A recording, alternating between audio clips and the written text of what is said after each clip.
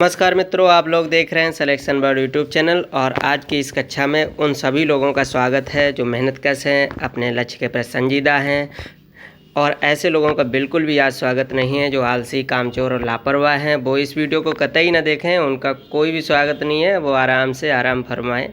चलिए आज की कक्षा को शुरू करते हैं। और साथियों, आपको बता दें आज की इस कक्षा में महत्वपूर्ण ऐसे प्रश्नों को शामिल किया गया है जो जीव विज्ञान से रिलेटेड हैं।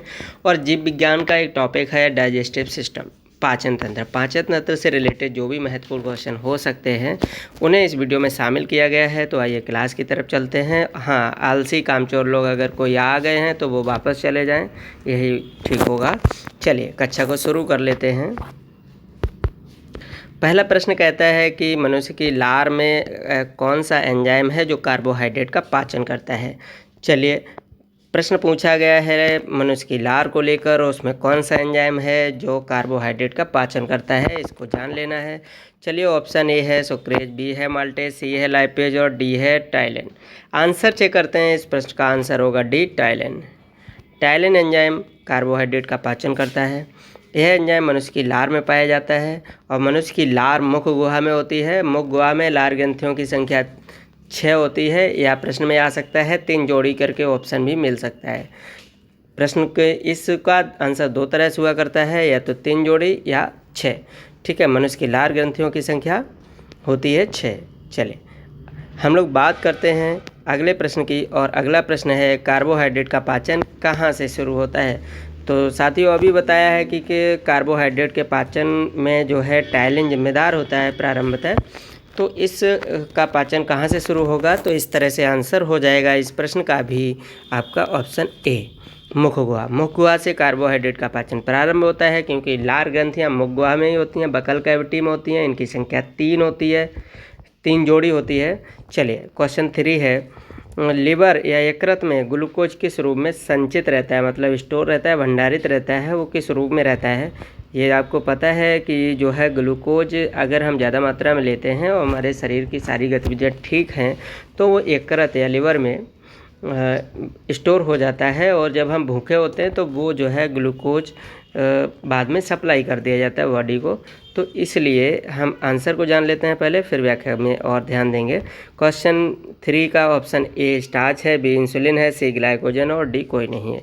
चलिए आंसर को जान लेते हैं। प्रश्न 3 का आंसर होगा सी ग्लाइकोजन। आपको बता दें कि जो इंसुलिन हार्मोन होता है, इंसुलिन हार्मोन जब हम अधिक मात्रा में ग्लूकोज ले रहे होते हैं, कोई भी ऐसी चीज़ें खा रहे होते हैं जिनमें ग्लूकोज, शर्करा की मात्रा अधिक है, कार्बोहाइड्रेट अधिक है, तो वो ग्लूकोज को इंसुलिन ग्लाइकोजन के रूप में लिवर में स्टोर कर देता है। और जब हम भूखे होते हैं या भोजन की अनुपलब्धता होती है तो उस समय ग्लूकागोन नामक हार्मोन ऐसा हार्मोन होता है जो ग्लाइकोजन को पुनः ग्लूकोज में कन्वर्ट करके बॉडी को सप्लाई कर देता है। और ग्लूकोज को ग्लाइकोजन में कन्वर्ट करने वाला हार्मोन इंसुलिन होता है। चलिए नेक्स्ट क्वेश्चन की बात करते हैं। लैगरहैंस की दीपिकाएँ कहाँ पाई जाती हैं। बहुत अच्छा क्वेश्चन है कि लैगरहैंस की दीपिकाएँ कहाँ पाई जाती हैं। ऑप्शन ए है आमाशय, बी है अग्न्याशय, सी है यकृत और डी है कोई नहीं। आइए बात करते हैं इस प्रश्न के आंसर की। तो ये लैगरहैंस की दीपिकाएँ पाई जाती अग्न्याशय में, मतलब पैंक्रियाज में। अग्न्याशय ग्रंथि है, अग्न्याशय ग्रंथि को मिश्रित ग्रंथि भी कहा जाता है, तो हम लोग याद रखेंगे। ये पैंक्रियाज ग्लैंड को मिक्स्ड ग्लैंड भी कहते हैं। और यहीं पर होती हैं लैगरहैंस की दीपिकाएँ। लैगरहैंस की दीपिकाओं से ही जो है इंसुलिन और ग्लूकागोन हार्मोन निकलते हैं, जो आपको पता होंगे डायबिटीज़, मधुमेह, शुगर जैसी बीमारी के लिए जिम्मेदार होते हैं। अगर इनमें से दोनों हार्मोन कोई भी असंतुलित हो जाता है तो शुगर की संभावना या डायबिटीज़ की संभावना हो जाती है। चलिए नेक्स्ट क्वेश्चन देखते हैं। क्वेश्चन 5 है और क्वेश्चन 5 कहता है कि पित्त का निर्माण कहाँ होता है। जो पित्त है, जो वाइल है, BILE, इसका निर्माण कहाँ होता है। ऑप्शन ए है पित्ताशय, बी है यकृत, सी है आमाशय और डी है कोई नहीं।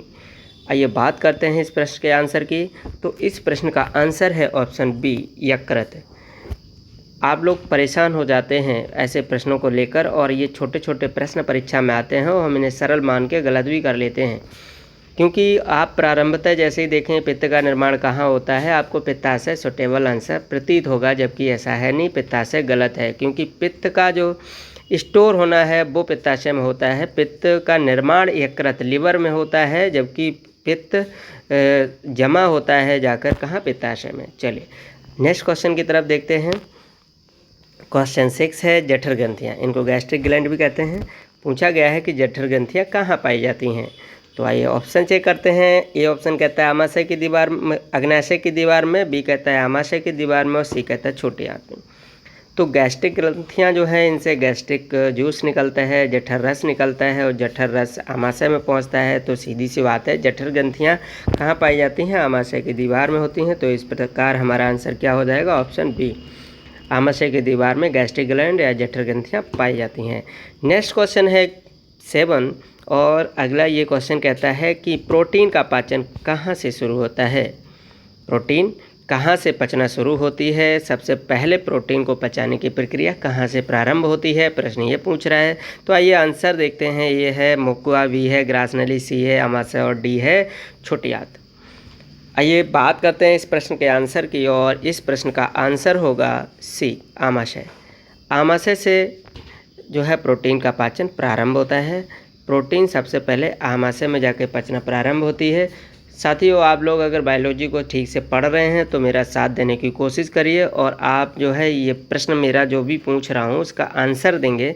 मैं प्रश्न मेरा ये है कि प्रोटीन आमाशय से पचना प्रारंभ होता है तो सबसे पहले प्रोटीन को कौन सा एंजाइम पचाता है, या कह सकते हैं कि आमाशय में कौन सा एंजाइम पाया जाता है जो प्रोटीन का पाचन करता है।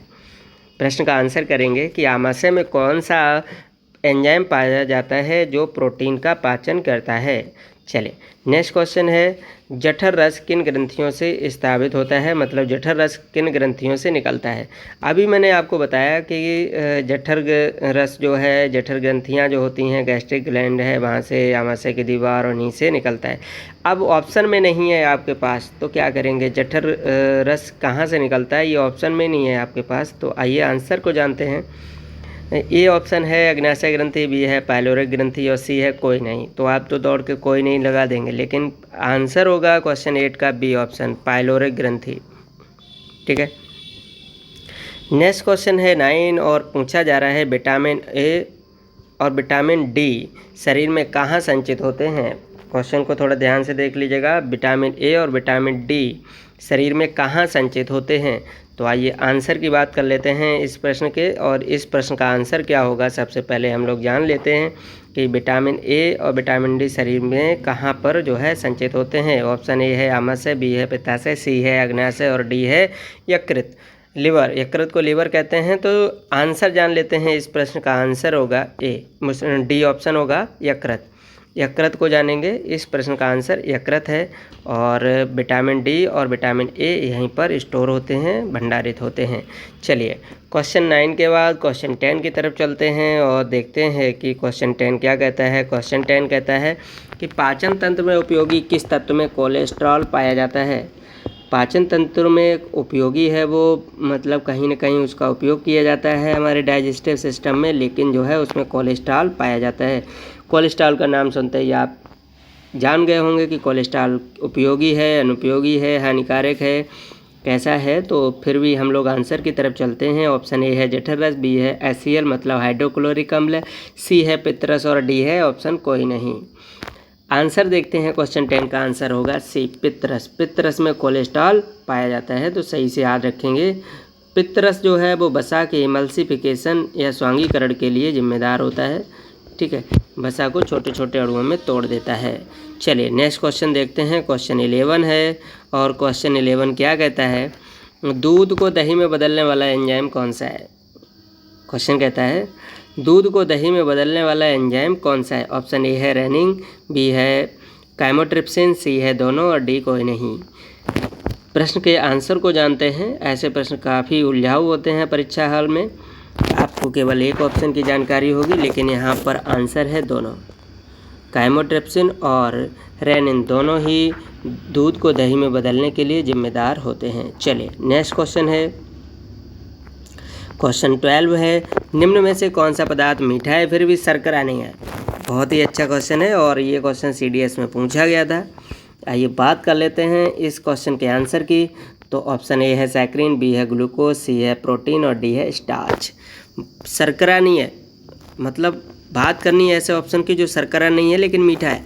चलिए आंसर जान लेते हैं और इस प्रश्न का आंसर होगा ऑप्शन ए सैकरीन। सैकरीन मीठा तो बहुत होता है, चीनी से भी अधिक मीठा होता है, लेकिन ये शर्करा की श्रेणी में नहीं आता है। चलिए नेक्स्ट क्वेश्चन देखते हैं। नेक्स्ट क्वेश्चन क्या है, क्वेश्चन 13 होगा और क्वेश्चन 13 को देखते हैं कि ये क्या कहता है। क्वेश्चन 13 आइए बात कर लेते हैं क्वेश्चन 13 की। और ये क्वेश्चन 13 है, निम्न में से किस खाद्यान्न में सर्वाधिक कार्बोहाइड्रेट पाया जाता है।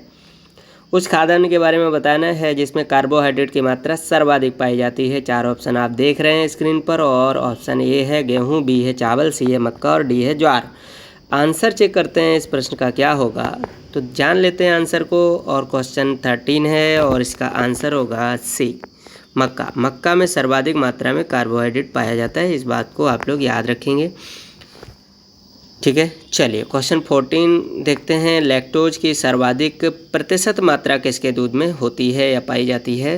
मतलब लैक्टोज जो है दुग्ध शर्करा है, दूध में पाई जाने वाली शर्करा है। जहाँ पर भी आपको लगे लैक्टोज की बात हो रही है तो यहाँ पर सीधे आप लोग मिल्क के बारे में या मिल्क प्रोडक्ट के बारे में जान लेंगे। ऑप्शन ए है गाय, बी है भैंस, सी है बकरी और डी है मानव माता, मतलब महिलाएं। ठीक है, तो अब पूछा गया है कि किसके दूध में लैक्टोज सर्वाधिक मात्रा में होता है। चलिए आंसर को जान लेते हैं। इस क्वेश्चन का आंसर होगा डी मानव माता। मतलब माँ का जो दूध होता है उसमें लैक्टोज की जो प्रतिशत मात्रा है वो सर्वाधिक हुआ करती है। चलिए नेक्स्ट क्वेश्चन देखते हैं। क्वेश्चन 15 है और क्वेश्चन 15 क्या कहता है। क्वेश्चन 15 कहता है मनुष्य को प्रतिदिन कितनी मात्रा में आयोडीन मिलनी चाहिए। मनुष्य को प्रतिदिन कितनी मात्रा में आयोडीन मिलनी चाहिए। ऑप्शन ए है 60 ग्राम, बी है 80 ग्राम, 80 मिलीग्राम। थोड़ा सा ध्यान देंगे, यहाँ पर ग्राम और मिलीग्राम में लिखे गए हैं ऑप्शन। काफ़ी उलझाऊ बनाया गया है क्वेश्चन और ये भी पिछली परीक्षा में पूछा गया है। आइए आंसर को जान लेते हैं। तो ए ऑप्शन 60 ग्राम है, बी ऑप्शन है 80 मिलीग्राम, सी ऑप्शन है 100 ग्राम और डी ऑप्शन है 120 मिलीग्राम। मिलीग्राम mg कहते हैं। चलिए आंसर क्या होगा इस प्रश्न का देख लेते हैं और इस प्रश्न का आंसर होगा ऑप्शन बी 80 मिलीग्राम। जो 80 मिलीग्राम है वो एक प्रतिदिन की मात्रा है जो मनुष्य को आयोडीन इतना मिल जाना चाहिए। नेक्स्ट क्वेश्चन है आपका। नेक्स्ट क्वेश्चन क्या कहता है। क्वेश्चन है 16 और ये 16 क्वेश्चन कहता है निम्न में से कौन सा विटामिन मानव शरीर के में संक्रमण को रोकने के लिए जिम्मेदार है या मदद करता है। चलिए आंसर जानते हैं। ए ऑप्शन है vitamin A, B vitamin B, C vitamin C और डी ऑप्शन है विटामिन डी। चलिए बात कर लेते हैं इसके आंसर की। तो इस प्रश्न का आंसर होगा option A vitamin A. Vitamin A ऐसा विटामिन है जो शरीर में संक्रमण इन्फेक्शन को रोकने में भी हेल्प करता है। चलिए नेक्स्ट क्वेश्चन देखते हैं। हाँ, विटामिन डी जो है इसे हार्मोन की संज्ञा भी दी गई है क्योंकि ये शरीर के अंदर ही बनता है, इसलिए विटामिन डी को हार्मोन की संज्ञा भी दी गई है। विटामिन सी जो है इसका रासायनिक नाम एस्कॉर्बिक एसिड है। सभी विटामिन के आप लोग जो केमिकल नेम है, रासायनिक नाम है वो याद कर लेंगे, बहुत ही महत्वपूर्ण है। परीक्षा में कोई ना कोई क्वेश्चन एसएससी पुलिस आदि में देखने को मिल जाता है। यहाँ से कोशिश करूँगा एक वीडियो कुछ ऐसा बनाने की जिसमें ये सारी चीज़ें और समाहित कर सकूँ। नेक्स्ट क्वेश्चन को देखते हैं। क्वेश्चन 17 है विटामिन को हार्मोन भी कहा जाता है। किस विटामिन को हार्मोन भी कहा जाता है अभी हम बता चुके हैं इससे ऊपर ही। क्वेश्चन 16 की व्याख्या में विटामिन डी को हार्मोन कहा जाता है, तो इसका आंसर हो जाएगा ऑप्शन सी। ठीक है, आप लोग ध्यान देंगे। 17 का आंसर क्या होगा, ऑप्शन सी, विटामिन डी को हार्मोन भी कहा जाता है। नेक्स्ट क्वेश्चन है कि इन्वर्टेज एंजाइम किसे किस में बदलता है। बहुत ही अच्छा क्वेश्चन है, पूछा गया है इन्वर्टेज एंजाइम को लेकर और ये पूछा गया है ये किसको किस में बदल रहा है। ऑप्शन ए कहता है सुक्रोज को ग्लूकोज एवं फ्रक्टोज में बदलता है, बी ऑप्शन कह रहा है सेलुलोज को स्टार्च में बदलता है, सी ऑप्शन कहता है ग्लूकोज को सुक्रोज में बदलता है एंड डी ऑप्शन कहता है स्टार्च को सुक्रोज में बदलता है। चलिए आइए अब हम लोग इस प्रश्न का आंसर देखते हैं और क्वेश्चन 18 है और क्वेश्चन 18 का आंसर होगा ए। ये सुक्रोज को ग्लूकोज एवं फ्रक्टोज में तोड़ देता है। सुक्रोज कैसी है, डाइसैकराइड है। डाइसैकराइड को जो है ये तोड़ता है किसमें, ग्लूकोज और फ्रक्टोज। फ्रक्टोज को आप लोग याद रखेंगे, ग्लूकोज और फ्रक्टोज कैसी है, मोनोसैकराइड। जब तक कार्बोहाइड्रेट जो है मोनोसैकराइड में नहीं टूटता है तब तक इसका अवशोषण नहीं हो सकता है, ये हमारे लिए उपयोगी नहीं हो सकती है। इसीलिए जो भी एंजाइम है सभी शर्कराओं को मोनोसैकराइड में तोड़ देते हैं और तब वो हमारे बॉडी में अवशोषित होकर पहुँचता है। नेक्स्ट क्वेश्चन है 19, और 19 क्वेश्चन ही भी बहुत महत्वपूर्ण है, पिछली परीक्षाओं में पूछा गया है, एसएससी में भी पूछा गया है, पुलिस में भी पूछा गया है, और ये क्वेश्चन किसी टीईटी के एग्ज़ाम में भी आ चुका है। चलिए जान लेते हैं, मनुष्य की आंत में अवशोषित वसी अम्ल एवं मोनोसैकराइड रुधिर में पहुंचने से पहले कहाँ पहुंचते हैं। प्रश्न पूछा गया है कि जब आंत में अवशोषित हो जाते हैं फैटी एसिड मतलब वसा और मोनोसैकराइड मतलब सभी शर्कराएँ, ग्लूकोज आदि, और वो रुधिर में पहुंचने से पहले कहाँ पहुंचते हैं, मतलब ब्लड में पहुंचना है, ब्लड में पहुंचने से पहले कहाँ जाते हैं, तो आप लोगों को आंसर पता होना चाहिए, डायरेक्ट ब्लड में नहीं जाते हैं ये। तो इस प्रश्न का आंसर होगा ऑप्शन डी, लसिका वाहिनियों, लिम्फ वेसल में सबसे पहले ये पहुंचते हैं, लिम्फ वेसल से फिर ये ब्लड में पहुंचते हैं, या मतलब ब्लड वेसल में पहुंचते हैं, रक्त वाहिनियों में इनकी जगह होती है। चलिए आज का सबसे लास्ट क्वेश्चन और 20 क्वेश्चन है, और ये बड़ा महत्वपूर्ण क्वेश्चन है, देखने में छोटा लग रहा है लेकिन क्वेश्चन का आंसर इतना आसान नहीं है, और ये क्वेश्चन एक छिपे हुए क्वेश्चन को लेकर भी बैठा हुआ है। और उससे पहले मैं बता दूं कि ये ऑप्शन में जितने भी चारों ऑप्शन देख रहे हैं ये सभी प्रोटीन्स हैं।